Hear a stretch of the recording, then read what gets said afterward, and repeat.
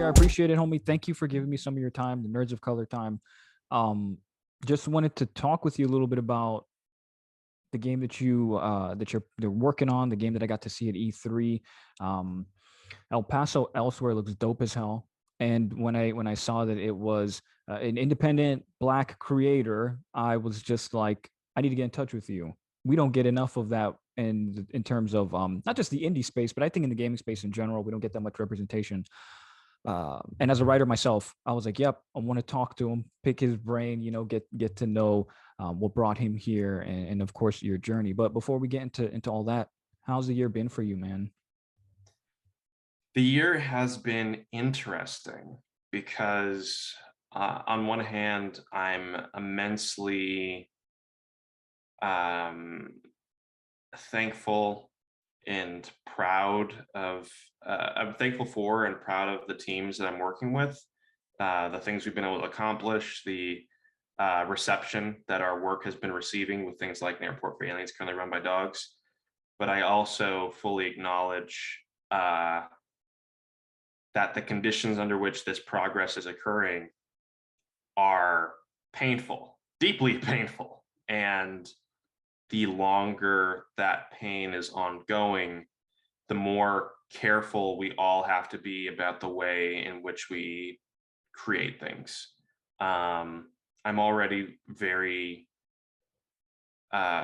forthright about ensuring that my team is feeling safe and secure and doesn't have to crunch and other just common sense things, even elements like that they know that the stuff they're doing is going to ship, because that itself contributes to morale issues that are endemic in games when you make things under conditions where you don't know if your best work or what you feel is your best work is going to be thrown out the window. But the overall landscape has just made that even more of a priority. And you can see for studios as a whole,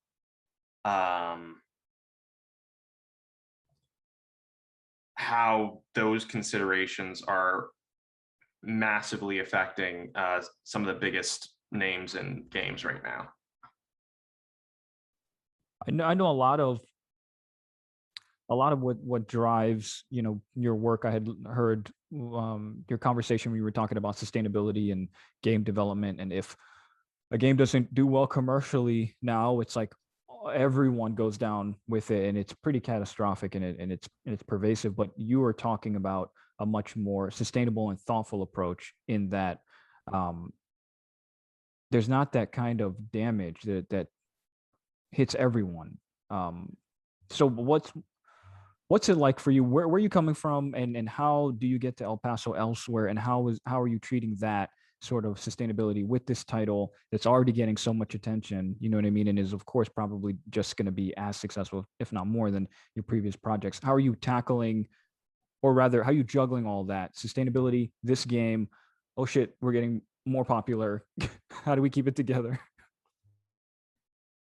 As far as sustainability, I think a massive piece of sustainability for me is knowing what game you're making when you walk through the door. Um, because the answers that you come to, you're going to have to find them at some point. It's just a decision of, do you find them 2 years down the line, or do you find them before you write the first line of code, ideally, and then improvise from there based off of the discoveries that are made. So for El Paso Elsewhere, I have had in my heart and in my mind for some time that I wanted to bring a Max Payne spiritual successor into the world. And not just a spiritual successor, but something that went beyond the original bounds of Max Payne to say something new, do something new, ideally, with this fantastic and obviously deeply meaningful foundation for the rest of the games industry. And I didn't for several years because I didn't know what form that would take. I ended up writing a spec comic script that got me noticed by one of the big two, And that comic sat in, a corner of my Google Drive for a little bit. It's just this nice little shining jewel that I had of something that I had invested some time and effort into. And one day, while just continuing to percolate on this idea of a throwback third-person shooter, I realized that this might have been this script, El Paso Elsewhere, might be the foundation of the exact thing that I wanted to build. Fast forward nearly a year later, and turns out we were right. And this is the story that has emerged. It's changed a lot, and there's a lot of things that have altered in terms of the game, in terms of the world we're building. But all of those alterations were made both possible and sustainable by the fact that coming in through the door, explaining the game initially to my collaborators, I was able to pitch the full vision of how the game would work, what its structure would be, what even its core combat and progression model would look like in an initial phase, so that we could build off of a pretty firm vision of what we wanted to make and what those pieces would contribute to in the final product. I don't know that the phrase a passion project is adequate for the scope, like to capture the scope of what El Paso Elsewhere aims to accomplish. And I wanted to know if you could break down a little bit for folks who are probably unfamiliar with the game or the narrative. I know you had also mentioned in one of your interviews that there's a lot of anger, especially the anger as a man of color, as a Black man, at the heart of this. Can you talk a little bit more about that? So El Paso Elsewhere is a supernatural neo-noir third-person shooter set in a motel that is haunted as shit. You fight through it floor by bloody floor to deal with a world-ending threat that is brewing at the bottom, a threat that is captained by your abusive ex, the Lord of the Vampires, Dracula. So the foundations of that title is embracing the type of creative risk that I had realized I had been avoiding over time. I do a lot of comedy, and comedy can be very vulnerable, but it can also be a shield. So taking those instincts for comedy, those instincts for horror, those instincts for writing different takes on romance, and finding new ways to inject myself into a process that I had realized I had separated myself from in many instances out of fear, has been immensely freeing in some ways and terrifying in others. The protagonist of the game was going to be white for a significant amount of time. And I still very clearly remember the day where I just asked, wait, why? And had to internally process the amount of unquestioned instincts, self-loathing, and conventional wisdom, quote unquote, that went into that decision. The original Max Payne features the face of the creative director of the project and writer, Sam Lake. Why didn't I feel comfortable to have my own image be displayed in a world that I had built, in a story that I would be voice acting myself? For that matter, voice acting the story, writing the story, designing the world and the characters and enemy behaviors, taking some real embarrassing reference videos about how and why our creatures move in the way that they do.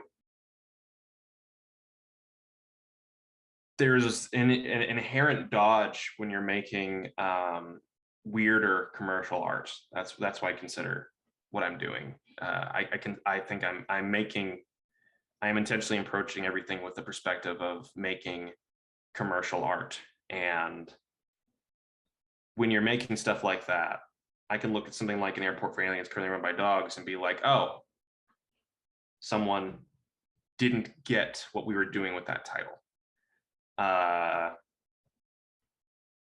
I can look at something like Space World Organ Training Simulator and say, oh, someone was uncomfortable with the initial subject material and didn't give it a chance. Or if they didn't like this aspect of the game, there's all of these ways in which it is in some way separated from me. And El Paso Elsewhere, intentionally, terrifyingly, is a project in which I am attempting to remove those barriers. If someone doesn't like some elements of the game, not only is it my responsibility as the creative head to like take that on the chin, but also to take that on the chin instead of my team, of course, because my team is doing a fantastic job. But also, in some way, shape, or form, everything you're seeing is a reflection of myself. A reflection of myself that in the end product, I'm hoping becomes something very distinct by its fusion and the way in which everybody in the team, including myself, is approaching that material. So in a game about dodging in slow motion, I'm removing the ability for myself to dodge. And it's incredibly exciting. We'll see how it goes. But it is one of the most rewarding and difficult creative processes I've ever embarked upon. And it's palpable. It looks like what is at the heart, not looks like, it is clear what's at the heart of this is a commentary, but also something that can be viewed as an allegory and just a deeper meditation on things that just goes beyond the surface. And I think, of course, that's what drew me to it as a Black writer, as someone navigating those spaces, as thinking about what you're talking about with the dodging. It is a necessary story, and it's a video game. So if there's anything that I love, it's putting that shit together, and it's a game, so I get to enjoy that too. So I appreciate that because it's really inspiring. One more thing before I let you go. This is probably super difficult to just dilute into a singular moment. So it's not so much a singular moment, but thinking the big picture of this game. What are you most proud of with this title at this point? Because I know the public hasn't all got our hands on it yet and yada yada, but regardless of reviews, whatever anybody else has to say about it, what are you proudest of? I think the thing I'm proudest of for El Paso Elsewhere is the same thing that brings me the greatest amount of joy in terms of the other projects that I'm doing right now as well. People have said very kind things about my writing ability or my design sensibilities or the way in which my skill set and perspective contributes to projects, and that is gratifying.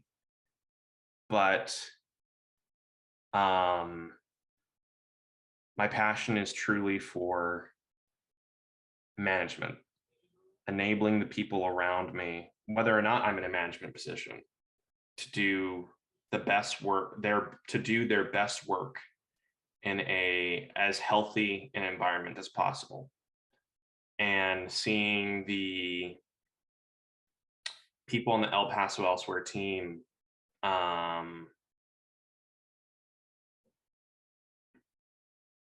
radically find connections to each other and every day make these gigantic strides towards this common vision. That's where the magic of games is for me. I'm increasingly getting the skill set to be able to put together a game by myself if I wished, but that would mean I miss out on the best part, which is the incredible symbiosis on a game development team of supporting others and being supported as we make something that surprises everybody involved. So that's the thing I'm most proud of. The way Saint Vulture, our lead artist, Zenul, Dave makes, Romero Bonacausen, RJ Lake, and Chris Knigge,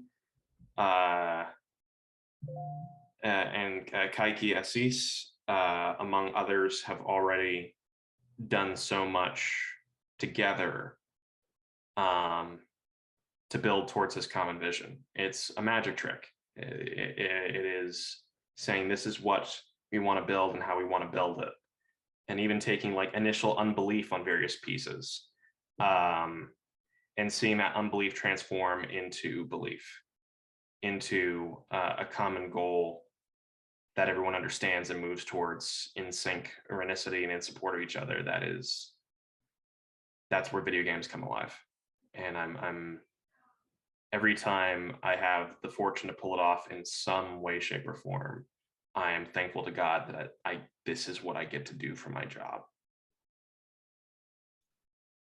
In a world of crunch and AAA crunch and just crunch that pervades other parts of the industry, El Paso is just a breath of fresh air. And of course, your drive and your mission as a team, and as the lead and as the creator, and alongside your teammates helping you create it, it's just a welcome sight. So I'm excited for it. I'm inspired by it. I appreciate you sitting down with me and talking to me about it. And I'm just excited. I'm excited to get my hands on it as well. So thanks again for this, and thanks for giving me your time. It was a delight chatting, and I really appreciate it. And just to give a final insight, not just the El Paso Elsewhere process, but the process for all of my projects. I wouldn't say that no crunch is involved at any point. I think that it can be incongruous, because usually even when you look at teams who don't crunch, there's terms like paid overtime, or like, I just came in at the end of the day to do a little things here and there. Someone at some point, to make an exceptional creative production, is putting in an amount of effort, expertise, or time to address the creative point, the creative and commercial point that they want to reach. The approach that Strange Scaffold takes with our games is to, as much as possible, make sure that any creative effort expended can be done in a sustainable way. So deep avoidance of crunch, delaying things if necessary to make sure that people, if it's a bad day, if it's a bad week, can still reach overall milestones for the project without pushing themselves to a breaking point. That's something that we're constantly looking at ways to do and ways to do better. But one thing that I find very important for the studio as a whole is also addressing the holistic issues that become burnout over time. I have been a part of teams where I worked 60 plus hours a week and woke up every day excited not just to work, but like felt overall like I had the capacity to be a healthy and productive human being. And I've been on teams where I worked far less than 40 hours a week, and I would wake up in the middle of the night with stress dreams and cold sweats and dreaded turning on my computer to start the day. One of the things that I'm disappointed about in terms of our current discourse is how much the singular word crunch does a disservice to the people entering our industry about the factors that will that can and will go into their being erased from this medium. It can and has been and will be long hours, but it's also not knowing what you're making, discovering that a version of the project that you thought you were building or that you were told you were building has been radically altered midway through the process, not knowing whether or not the things that you're building are going to get into the final game, not knowing whether or not you're going to get into the final credits, not having the ability to directly speak to creative leads and directors about the impacts of their decisions or push back upon production considerations that are going to make the team suffer, or at the very least have to radically catch up in order to reach some arbitrary decision made by someone very far away down the line. Students are being, more and more students are asked, more and more students especially, and first-time game developers are asking in their initial interviews, does this studio crunch? And I am thankful that the question and perspective is being put forward, but I mourn the degree to which that question and emphasis on that specific word do not encapsulate the full degree of ways in which a soul can be crushed beneath the weight of a game's development.